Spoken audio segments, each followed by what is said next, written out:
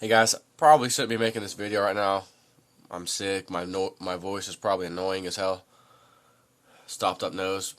But I read a great article today. And yesterday I was listening to one of Max Kaiser's videos. It was on Russia Today, YouTube.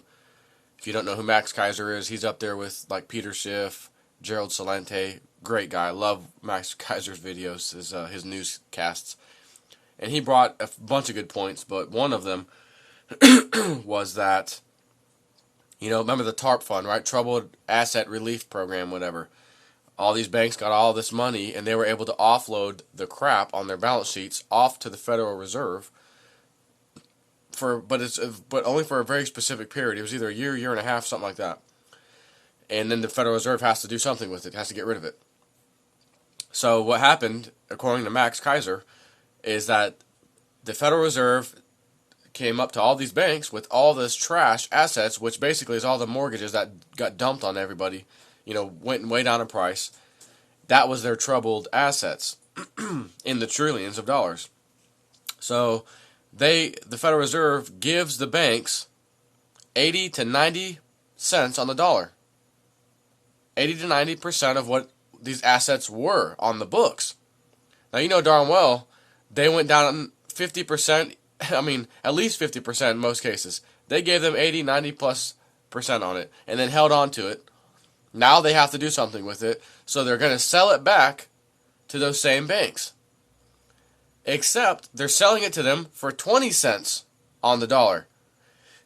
So where's that 20 cents to 90 cents? Where did that go? On your back and on my back. And again, for my other videos, why in the hell is anybody paying their debt right now? Why is anyone bothering with that? I mean, it's really nonsense. You're going to find out. These banks, this whole system, they can't lose.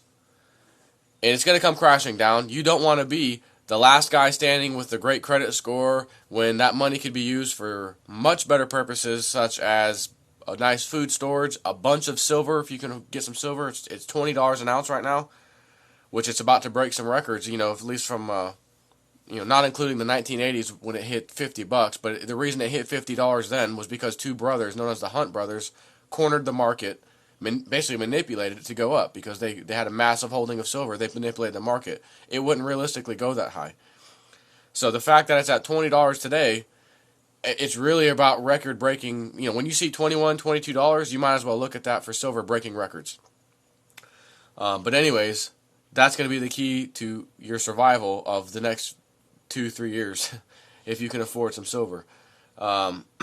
Anyways, so that's one nice thing to find out. The Federal Reserve is now selling that crap back to them to put on their books, but they're only getting charged 20%. Well, sure, the house is worth that, even in the worst case scenario. When you had a $200,000 house and now it's selling for $80,000, it's still worth 20% of that. The $200,000 figure, shoot, no problem. So, another interesting article today. Yahoo.com. Argentines risking all to carry huge wads of cash. And I'm going to read this to you.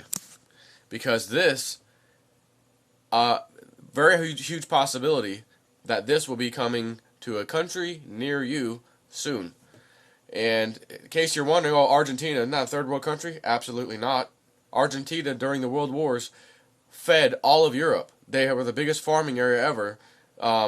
They had the highest GDP not too long ago of all other countries in their vicinity or their Spanish-speaking countries, whatever you want to call it.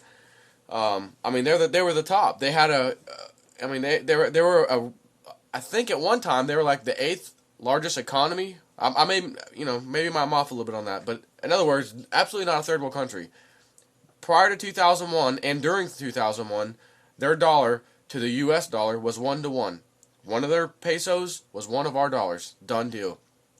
Right after 9/11, as the rest of the world was focused on that, the International Monetary Fund pulled their little games over there, instantly crashed their dollar. It went from 1-to-1 with ours to 3-to-1. They instantly lost 66% of their money.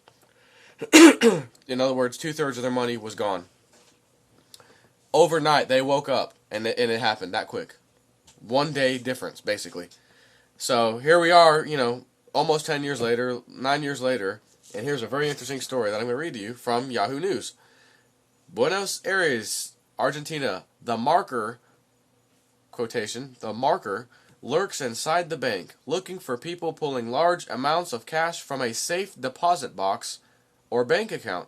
The gunmen linger outside, usually on motorcycles, waiting to make their move.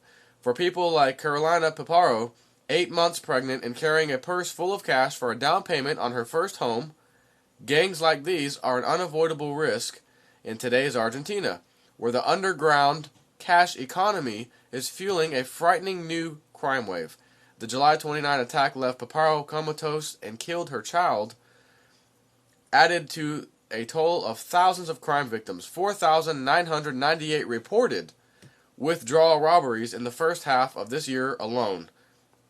The first half of 2010 alone. So it could double, and that's the reported ones, to 10,000 for the whole year of 2010. Unbelievable.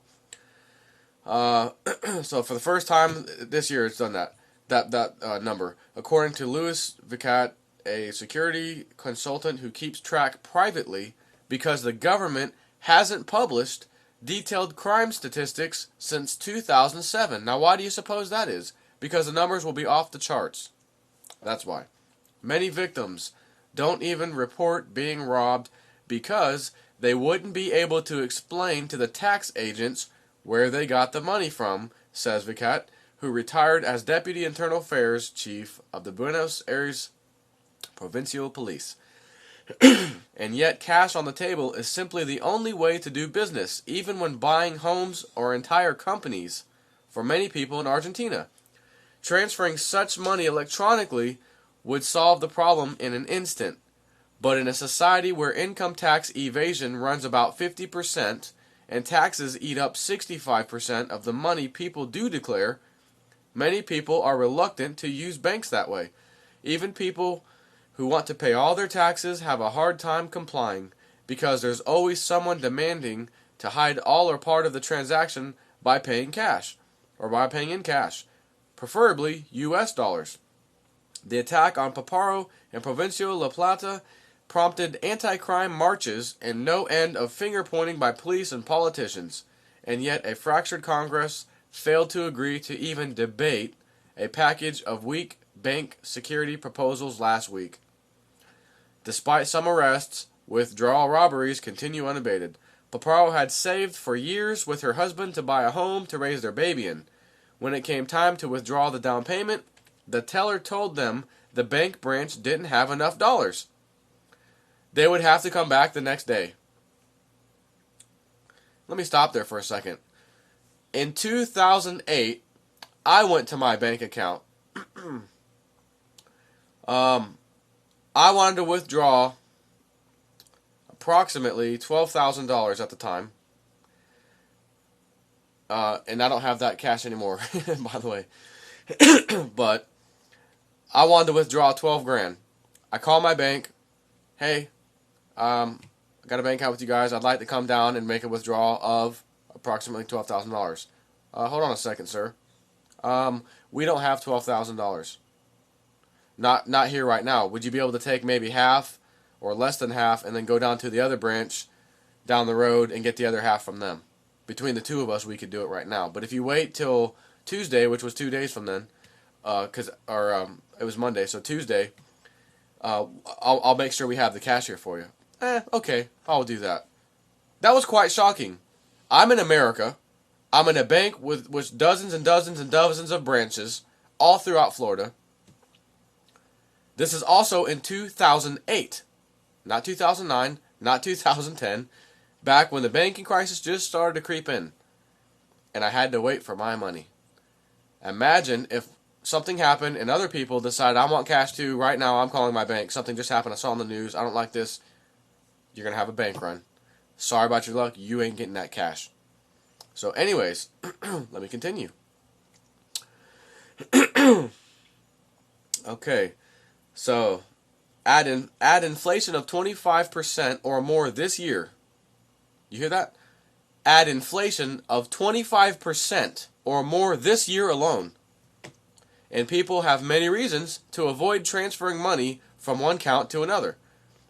Soccer player Fabian Cubero lost a huge sum last month when his accountant left a bank with cash and was attacked by two criminals on a motorcycle in the parking garage.